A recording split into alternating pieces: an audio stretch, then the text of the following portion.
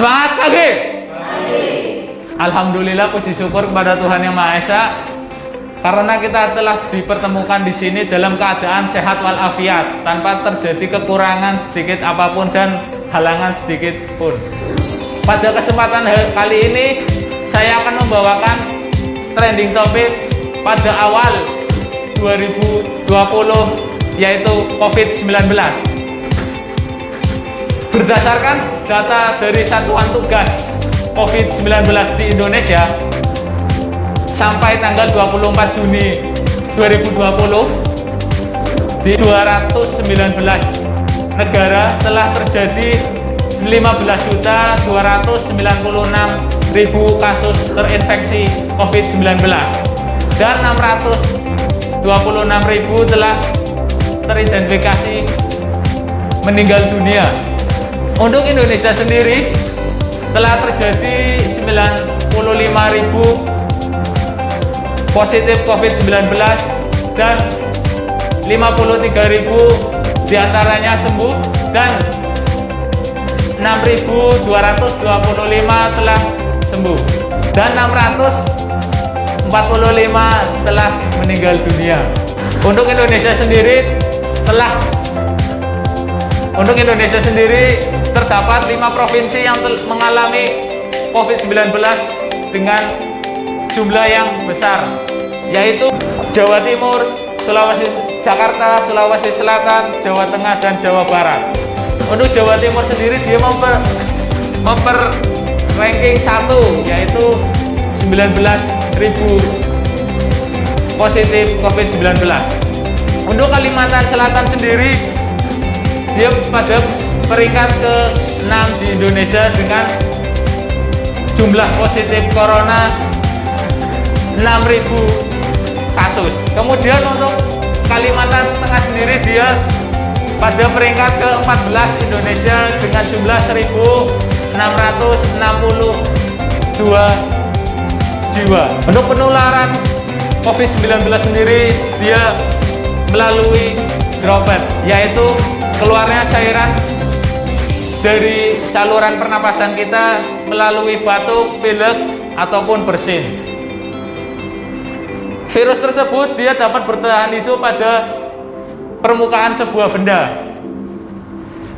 Tanpa kita sadari, tangan kita ketika menyentuh benda tersebut dapat menyebabkan kita bisa terinfeksi COVID-19. Maka dari itu kita harus menjaga pola hidup sehat dengan mencuci tangan secara teratur. Pencegahan COVID-19 kita melakukan physical distancing. Physical distancing sangat efektif pada negara Korea Selatan. Di Korea Selatan sendiri dia tidak melakukan lockdown area. Pemerintah dari Korea Selatan melakukan rapid test dan swab test kepada seluruh masyarakatnya, dan masyarakatnya yang positif COVID-19 dia akan segera diisolasi dan diobati. Physical distancing dapat dilakukan yaitu seperti kelas online, meeting online, ataupun menghindari tempat-tempat keramaian seperti mal, pasar, ataupun tempat hiburan. Kemudian ketika kita melakukan perjalanan jauh, diwajibkan kita melakukan self karantina. Self karantina sendiri itu bertujuan mencegah terjadinya penularan COVID-19 dikarenakan perjalanan jauh dari suatu daerah ke daerah yang lain. Self karantina ini biasanya dilakukan 14 hari. Kenapa? Karena ahli medis telah mensurvei bahwa 14 hari tersebut adalah waktu yang cukup untuk menunjukkan seseorang apakah terjadi positif COVID-19 ataupun tidak. Berikut cara melakukan pencucian tangan secara baik dan benar dengan menggunakan air mengalir. Baik, apakah ada yang tahu bagaimana cara mencuci tangan yang baik dan benar? Cara mencuci tangan yang baik dan benar bagaimana? Baik, terima kasih atas pertanyaannya. Berikut saya akan peragakan bagaimana cara mencuci tangan yang baik dan benar menggunakan air yang mengalir. Pertama, basahi dulu kedua tangan kita menggunakan air yang mengalir. Kemudian berikan sabun kepada tangan kita. Kemudian gosok punggung tangan kita. Pertama kita basahi menggunakan air yang mengalir terlebih dahulu. Kemudian kita beri sabun pada telapak tangan kita. Kemudian kita gosok kedua telapak tangan kita sampai berbusa. Kemudian gosok punggung tangan kita. Kemudian sela-sela antara jari ini di bagian luar kita gosok, jari kanan maupun jari kiri. Kemudian kita rapatkan kedua jari kita. Kemudian kita diremas-remas. Kemudian setelah itu kita kepalkan seperti ini.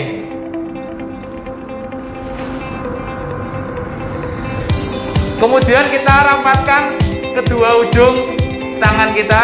Kemudian kita putar di telapak tangan. Begitu pula sebaliknya. Kemudian ibu jari sendiri dia diputar menggunakan telapak tangan sebelahnya. Kemudian setelah itu kita gosok telapak tangan kita, pergelangan tangan kita. Kemudian setelah itu kita bilas menggunakan air yang mengalir.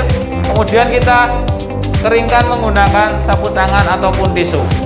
Ketika kita sedang sakit seperti batuk ataupun pilek, pastikan ketika kita bersin kita menutup menggunakan lengan bagian dalam. Kita tidak boleh menutup menggunakan telapak tangan kita, karena ini bisa potensi yang besar virus akan masuk ke dalam tubuh kita. Apalagi ketika kita bersin, kita tidak menutupnya sama sekali.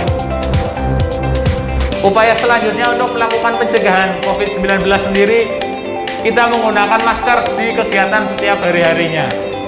Masker yang baik yaitu ketika api ini sudah dinyalakan, maka ketika ditiup, api ini tidak akan mati. Namun masker yang buruk, ketika kita tiup, api ini akan mati karena pori-pori dari masker ini terlalu lebar. Untuk penggunaan masker sendiri, pertama kita pasangkan talinya pada telinga kita.